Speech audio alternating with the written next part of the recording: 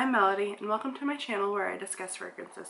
Today I'm going to be going through my box where I keep my samples and finding some fragrances that I think are full bottle worthy. So if you're interested, please keep watching.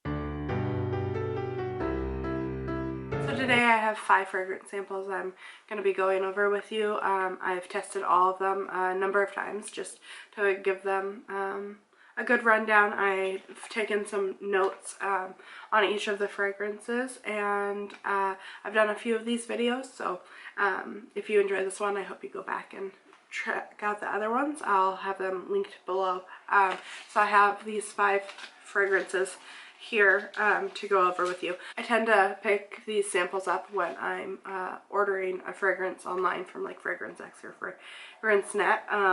They have pretty affordable prices on these samples.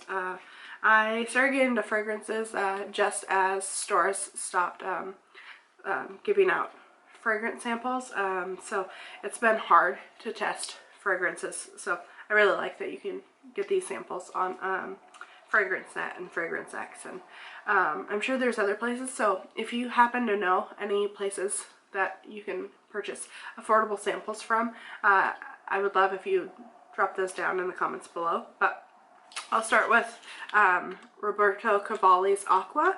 I liked the bottle, and I had heard quite a bit about the original fragrance, so I was interested. I picked this up at like the end of summer with one of my purchases. I was really hating that summer was ending. Typically I love the fall and I love the winter, but this year I just really wanted summer to continue. The family was just having a ton of fun at the pool and stuff, so I was really looking for something that was maybe a little bit more fresh and aquatic. So this was one that piqued my interest. The main accords are white floral, fresh, aquatic, musky, and citrus. The top notes are watery notes, jasmine and lemon. Middle notes, lily of the valley, and base notes are musk. So I'm going to check with my notes as well when I smell this. So it's like very airy and aquatic. I really enjoy this in the beginning. However, I noticed something that was kind of briny or like pickly to my nose. And when I went on Fragrantica, I noticed that someone commented that it smelled very like salty. And so there's something to that. I don't know that I've smelled a lot of Lily of the Valley fragrances. However, I've heard that that's kind of green. And that could maybe be where some of that green, like pickly smell is coming from. Yeah, the freshness is nice, but there's this like pickly thing to me that I just don't care for. I do like several of the light blue flankers, so if I'm looking for that fresh kind of aquatic scent, I think that's probably where I would lean. But it's not terrible. It's just on my skin it gets more pickly. I'd love to know if any of you have experienced the same thing. So I'll move on to the next one. It's Princess Marina de Bourbon Passion Crystal Royal. It comes with such a beautiful bottle. That's basically the whole reason I was interested in trying this fragrance. It just comes in such a pretty like studded bottle, and the cap looks beautiful. So the main accords are sweet, white floral, nutty, almond, fruity, lactonic, vanilla, powdery, citrus, and woody. So I was really interested because of that almond nutty notes. I also love lactonic notes and woody notes, so this sounded right up my alley. The top notes are bergamot and apple, middle notes almond, jasmine, and tuberose, and base notes of praline, vanilla, and sandalwood. So I don't mind apple in fragrances. I just mentioned that I like light blue, and bergamot's not my favorite, but I don't hate it. I'm kind of indifferent to it. However, I love almond, and I've enjoyed most fragrances that I've seen tuberose in. And jasmine is a little iffy, but I love sandalwood and vanilla. And I don't know that I've tried that many praline fragrances, but I wrote down on my notes, it's sweet and enjoyable opening, but a bit generic to me. I also mentioned that it resembles La Vie Belle,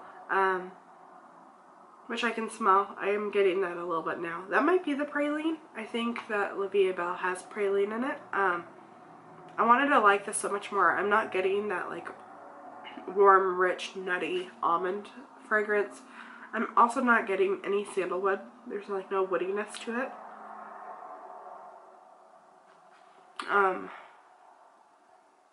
Yeah, right here, so the notes based off of votes has praline as being the #1 note. And that might be why. I think there is praline in La Vie Belle, and so to me it just comes off, because La Vie Belle is such a popular fragrance, it kind of is generic to me. It's I'm not actually a big fan of that fragrance. I really want to love this. There's so many notes that stand out to me as notes that I really like, but I think it just comes off too generic. I love the bottle. It is a nice fragrance, so it wouldn't be something that I would say no to exactly. If I got it on a great deal, I'd probably purchase it, because I think it'd probably be a pretty easy reach, but it just, I don't love it. And if I'm spending over $20, I have to love it. I know that's like a low bar, but I just think of like, well, if I saved $20, about 5 times I could get a fragrance that I know I will really love. So yeah, if I got like a really great deal, I'd probably pick it up just because the bottle is so pretty, but the fragrance is okay. So next I have Lolita Amethyst Eclat. This one is quite popular. I've heard a lot about these amethyst fragrances, specifically the original and Eclat. The main accords for this one are fruity, floral, rose, sweet, fresh, and musky. Top notes of raspberry, blackcurrant, and pear. Middle notes peony, rose, and magnolia. Base notes of blackberry, musk, and violet, wood sorrel. I don't know what that is. Let me look. This has no information on this note. That's interesting. Anyhow, so with the amethyst, people said it's like these berries in a forest. They described it as really magical, like a fairy, or they're like, this would be Tinkerbell's fragrance. So I was interested in all of the descriptions of it, but when I look at the notes, I don't care for magnolia and I don't care for rose. I have not smelled too many peony fragrances. I'm not always the biggest fan of blackcurrant, and sometimes I struggle with raspberry. I've mentioned before that I grew up picking raspberries at my grandparents' house like every summer, like days and weeks on end, and eating raspberries. So oftentimes I find like a synthetic raspberry scent to not like I just don't even recognize it as that because I'm so used to raspberries. And I also find that there are some fragrances with raspberry that's so tart that it like gives me a bit of a headache. So once I looked at the notes, I don't know that I was too thrilled, but I still wanted to give it a try. Yeah, right at the top, I wrote it in my notes as well. I get a urine smell from this one. It's unpleasant.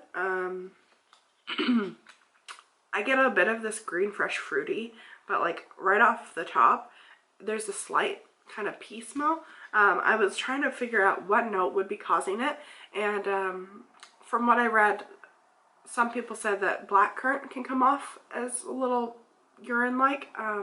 So this was a definite no to me. Yeah, it's not good. I just don't like it at all. This one is definitely not for me. However, I was at Neiman Marcus and I tried the original as well as the Exquise, and I think that's how you pronounce it. But the Exquise one was actually my favorite of the three. It was a lot woodier and fruitier. That one had heliotrope in it and orchid, and so it was a bit powdery. And I definitely got more sandalwood from that one, and so I think that might be full bottle worthy, but this Eclat one is just not for me. I don't want anything that smells kind of like. So next I have Sweet by Lolita Lempicka. The main accords are sweet, cherry, musky, nutty, powdery, cocoa, almond, vanilla, and iris. Top notes are sour cherry and sugar. Middle notes are cocoa, iris, and angelica. And base notes are musk and cashmere wood. So I really enjoy cherry fragrances, and when the main accords had put it as an almond, it really intrigued me. However, in the notes there doesn't appear to be any almond. Yeah, the cherry is very sour, and it's sweet. I wrote tart opening and then just fresh sweet cherry. It's a really nice fragrance, but I've smelled better cherry fragrances, so if I could find this for a good price, I would pick it up. It is nice. I don't get much of the cocoa. I think the cherry is so strong and it lasts. It's the top note, but it lasts a long time. Yeah, I wore this on my skin like at least 2 times, and the cherry stands out above all the other notes quite a bit. Yeah, it just, so that tartness goes away, and then it's just the sweet cherry, and it smells really fresh. I don't think this is the right fragrance for this time of year, but it is quite nice. I almost wonder if it's too sweet for me. Like it's like really playful and young, and while I'm not old, I almost feel like this is a bit younger than I'm looking for. But I am gonna keep trying this and see if I want a full bottle. And last I have Cacharel's Yes I Am. It comes in this really cute lipstick shaped bottle. So I was really interested in that. The main accords are sweet, warm, spicy, lactonic, caramel, vanilla, fruity, soft, spicy, amber, balsamic, and white floral. There are quite a few notes in this one. So the top notes are raspberry, mandarin, orange, lemon, and bergamot. Middle notes gardenia, ginger flower, amber, jasmine, rose, and orange blossom. Base notes of milk, caramel, vanilla, cardamom, licorice, coumarin, benzoin, amberwood, and sandalwood. So right off the top, I really enjoy this. The orange and raspberry and that tart lemon. So I did write that it's sweet and fruity, but there's also something kind of nutty, which I don't know where that's coming from. There's a slight creaminess to it from like the milk. There's like a tart kind of spiciness to it, which I think is coming from like the ginger. I'm also quite a fan of gardenia. So I like most gardenia fragrances, even like singular note kind of fragrances with gardenia. So I enjoy that.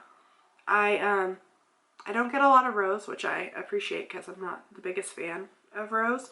It's got this creamy, fruity little bit of, maybe the cardamom is maybe what's making it spicy. I'm a fan of licorice just in general, like the taste and stuff. So that doesn't steer me away. I know a lot of people don't like licorice in their fragrances. Now this one is a definite yes. It is actually quite an affordable fragrance as well, so I'll be picking this up soon. It's one that I don't know if it's discontinued. I tend to steer clear of those because I get attached to fragrances and I would hate to see them like disappear, but this is definitely one that I am really interested in picking up. I know you can find it on a great deal on like FragranceNet. I'm really looking forward to picking up Yes I Am, and I want to continue testing out Sweet by Lolita Lempicka. I also want to try out Amethyst Eclat at least 1 or 2 more times before picking that up. And this Passion Crystal Royal, I think I'll be keeping an eye out, see if I can't get a good deal on that and maybe pick it up. So of the videos I've done in the past, I think these were maybe a bit more of a hit. There were some pretty bad misses there, like one that's just way too pickly and then one that kind of smelled like pee. But the other ones I thought were really lovely. So I hope you've enjoyed this video. I apologize for my voice, I sound crazy, and I'm sure the video is quite choppy because I've had to cut out all of these coughs, so I really apologize for all of that. But I hope you've enjoyed this video. If you have, give it a like. If you have any thoughts on these fragrances or any fragrances you think I might like, I'd love if you leave those down in the comments, and I hope you have a really blessed holiday season. Bye.